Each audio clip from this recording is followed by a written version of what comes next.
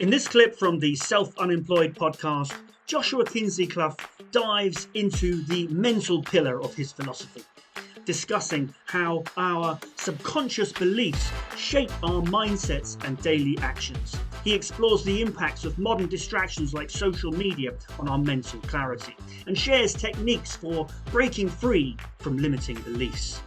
Learn how to better understand your subconscious mind, overcome fear, and take control of your mental health in this thought-provoking conversation. Pillar number 2 is the mental. So, yeah, that's what you're talking about, right? Yes. Or is it? Yes, certainly. Yeah. It is the psychological aspect of life.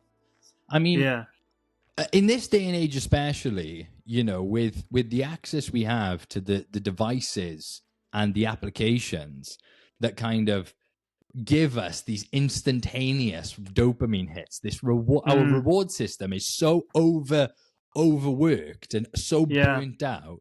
So unnatural. Man, it's like we're literally burnt out on a psychological level, like on a hormonal and chemical level. Our dopamine systems are like, they go in skits in our minds because we're constantly like TikTok, boom, boom, boom, boom, boom, boom, boom, boom. Dude, that ain't good. And what it causes then as well is it causes this kind of like this habitual state of being in the mind where the mind goes, I want my 5-second reward. I want my 5-second reward. I want my 5-second reward. I want my 5-second reward. So then when you have to do a task for 5 minutes, you're in pain. Let alone 15, let alone 50, let alone 5 hours. You're just in constant state of pain. I know exactly what you mean. And that is a brief, that is the surface of an iceberg. That is the subconscious mind, you know?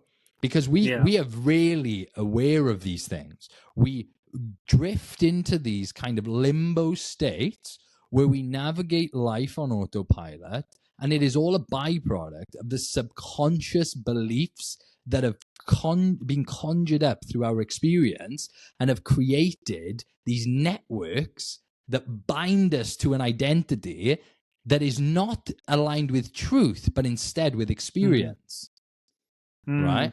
So our identity then is formed by our past and by what we're told. And we no longer think about that. Yeah. We no longer use our minds to break free from ourselves, but instead we quiet our minds with the noise and the entertainment so that noise doesn't drive us insane. But what happens we don't look to our nature. We sort of look to our past instead, rather than within. Or yeah, not within, but we don't look to our past though. Our past is forever weighing down on our shoulders, right? But we believe it to be just what it is. Why? You know, it's like, why are you sad? I just am. That's just who I am. It's who I am. Why are you angry? I have an anger problem. But why? Like, why? Where does this come from? And that kind of ties into the emotional, so we'll touch on that a bit later. But from the psychological standpoint, from the mindset, it is about understanding and separating ourselves from the identity in the mind and getting a deeper understanding of what is happening subconsciously, so we can identify the reasons we react to certain things, the reasons we habitually show up in these ways. Like when I wake up in the morning, why do I reach for my phone? When I wake up in the morning, why do I go for the coffee before the water? When I wake up in the morning, why don't I go outside? Like all of these small things come from somewhere. And if we strip apart the subconscious, it gives birth to a deeper understanding of who we are. But not just that. Let's say, for example, someone wants to get wealthy, right? And they have this subconscious belief that they can't. The money is bad. That there is a negative association with finances. Yeah. If they never address that and they only ever live in the belief of money is bad, money is bad, money is bad, they will reject money. Because you can only be your beliefs. Your actions will always align with your beliefs because you're always looking to provide evidence for what you believe. Yes. So whether you're aware of your beliefs or not, it is important to investigate them so you can say, hang on, this lack mindset that I've adopted over the years, this belongs to my parents. It doesn't belong to me. This belongs to that person that I associated with. It doesn't belong to me. And then we can slowly start to overcome not just lack, but fear, anxiety, worry, depression. We can, by diving into our subconscious mind and identifying the roots that corrode our perspective of reality, we can rip them out, which can be painful, but is well worth it. And we can plant seeds that can bloom into beautiful flowers that will nourish the garden of the mind and create a safe, peaceful haven inside which we can exist. I just want to quickly say thank you so much for watching or listening. If you are watching on YouTube, give us a thumbs up and a subscribe and all that. And subscribe to the podcast, leave us a review. All those things are super useful. But if you like what you're hearing and you'd like to become self-unemployed yourself, then I'd really like to build a community. And the way that I'm doing that is I've got a free mailing list that you can join. And when we record these episodes, they're going to be put out as live streams. So you'll get to see a little bit behind the scenes. You'll get to see the episodes before they go out on the main channel and on the podcast. And you'll get to interact with us as we're recording. So if that sounds like something you'd enjoy, head on over to the website, links in the description. And I look forward to chatting with you as we record future episodes. Okay, so you know that sounds great, but how? Like, what are the actionable steps that we can take to actually do that? Is there a hack to make it easy? Nothing is easy. I mean, no. Easy. In my opinion, easy doesn't exist. Well, I mean, we're going to touch on the spiritual pillar next, which will give birth to something as well, because you know, as part of my philosophy, there is something in the spiritual that kind of gives birth to this piece as well, right? But in terms of the journey of understanding the subconscious mind, it's a lot of the time it's about asking the right questions. It's like, if you ask the wrong questions, you're always going to get the wrong answers. But if you ask the right questions and you sincerely want to know the answer, Jesus said, seek and you shall find, ask and it shall be given to you, knock and the door shall be open. And he means that from this intentional place in the heart. You know, he's the master philosopher. This intentional place in the heart, as in, if you ask the question with sincerity, you'll find an answer. Now, be weary of the truth, be aware of the truth, because as much as it will save you, first it may burn you. Because truth hurts. You know? Yeah.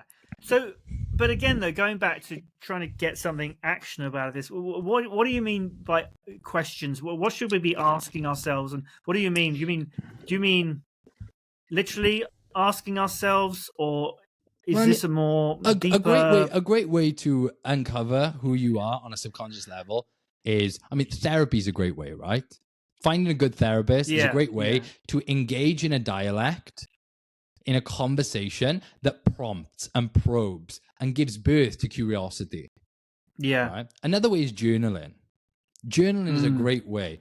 If you have a safe space and you have an open book and you can be vulnerable and honest with yourself and you allow yourself to write with no judgment, you will give birth to what is happening inside.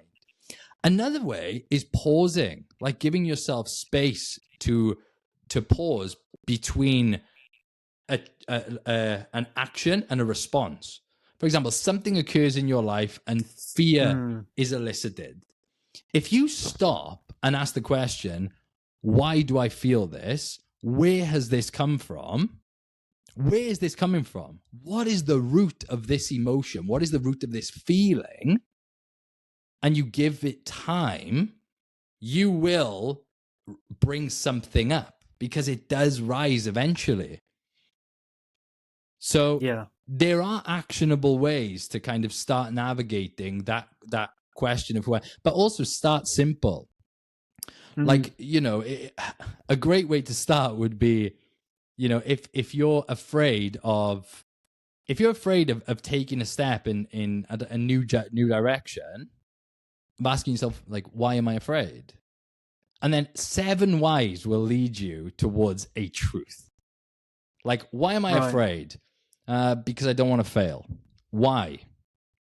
Because I'm afraid people will make fun of me. Why? Because if they make fun of me, you know, it's going to make me feel small, and it's going to make me feel weak, and it's going to make me feel sad. Why? Yeah, well, that's interesting because I don't know. There's a business concept called the 5 whys. Interesting. Which is a very obviously the same thing where you say, okay, the customer didn't get this on time. Why? Because the driver was delayed. Why was the driver delayed? Because he didn't have the right information. Why didn't he have the right information? And you go down 5, and then you actually apply resources to fixing all 5 of those whys. You know, it could be maybe you need to train someone better. Maybe you need to improve the system. Maybe you need to whatever. And if you do a little bit to fix every one of those 5 whys, then you think things should get better. So why 7? Because I've heard of it as.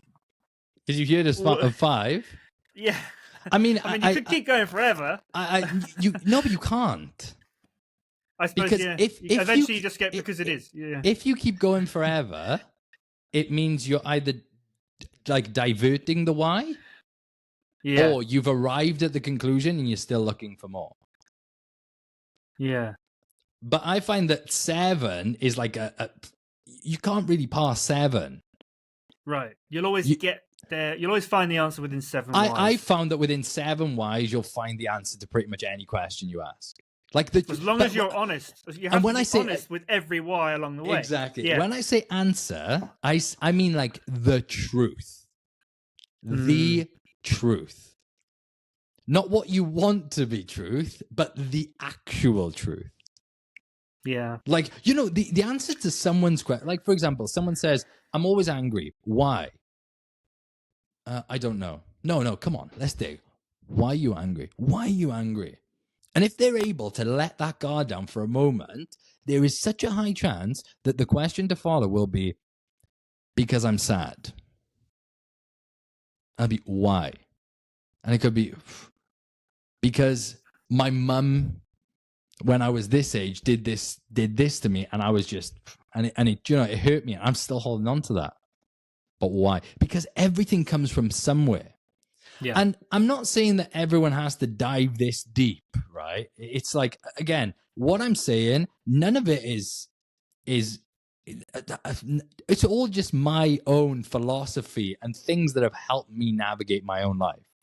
So I don't want it to be like, oh, this is the truth. And no, these are just my ways of operating that have massively helped me in my life. But the one of the key factors to understanding what is happening on a subconscious level in our minds is curiosity. You've got to be genuinely curious to find the answer, because there is no real kind of action step that I could give you that is like, this is the one. It's like curiosity is the first actionable step. And for example, someone feels fear and they want to understand like why they feel fear. Or even, they don't even care about understanding why they feel fear. They just want to overcome fear, right? They're just like, I just don't want to be fearful. I don't want to understand it. I just want to overcome it. It's like, okay then. So take that fear and ask yourself why, because you need to. You need to ask yourself why. And then once you've got to a point where you're like, do you know what? This isn't really a good enough reason to be fearful, because you'll get to that point. Then break the goal down to an actionable step that is so minuscule that anyone could do it, and you are one step closer to overcoming your fear. But then follow through with step 2. Follow through with step 3. Breaking big things down into smaller things is also a great way to overcome the anxiety, the depression. There's a reason when people experience like anxiety and they're like, right, find 5 things you can see. 4 things you can hear, 3 things you can smell, 2 things you can touch. Because when you start to bring yourself back to the present, you break things down, the world doesn't seem so big anymore. Yeah. You know? So it's like breaking things down is another great way to move forwards from where you are. And on the journey of moving forwards, you will also grow to understand who you once were. Okay, well, if you are still watching, thank you for watching. And I hope you've enjoyed the show. Obviously, if you're watching on YouTube, don't forget to subscribe and give us a thumbs up and leave us a comment. If you're listening to the podcast, make sure you're subscribed on whatever platform you're on. Leave us a review as well. All that stuff really helps. But the main thing is, head on over to our website, selfunemployed.co.uk, and there you'll be able to enter your email address. And once you've done that, you'll get invited to join us when we are recording future episodes. They're going to go out as live streams on YouTube, but not to the public, only to people who are on that mailing list. So if you do that, you'll be able to interact with us, ask questions as we're recording future episodes. So if you're looking to grow your wealth and become self-unemployed, let's do it together. I'll see you next time.